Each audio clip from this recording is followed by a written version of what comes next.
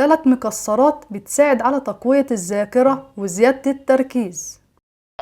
الكاجو بيساعد على تقوية الذاكرة وزيادة التركيز عشان فيه عنصر النحاس والحديد والزنك. وكمان الكاجو من المصادر النباتية الغنية بالدهون الصحية اللي بتحافظ على صحة المخ وبتحسن الوظائف الإدراكية والحالة النفسية. وكمان عايزة أقول لكم إن الكاجو فيه مغنيسيوم، وده من العناصر المهمة للجهاز العصبي ومهم لتحسين الحالة النفسية، فيساعد على التخلص من القلق والاكتئاب، ويساعد على تقوية الذاكرة وزيادة التركيز. وانصحكم بأكل 3 حبات من الكاجو في وجبة الفطار الصبح.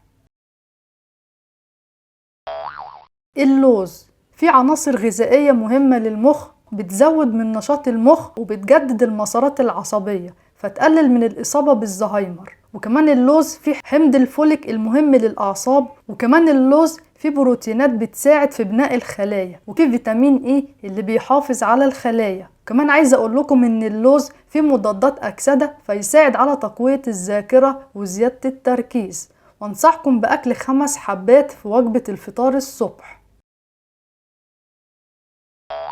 البندق بيساعد في تحسين أداء الجهاز العصبي عشان البندق فيه فيتامين B6، والبندق بيساعد في تقوية الذاكرة وزيادة التركيز وتحسين وظائف الأعصاب في المخ عشان فيه فيتامين ه ومنجنيز وفولات ومغنيسيوم، وبيقلل من الإصابة بالأمراض العصبية زي الزهايمر.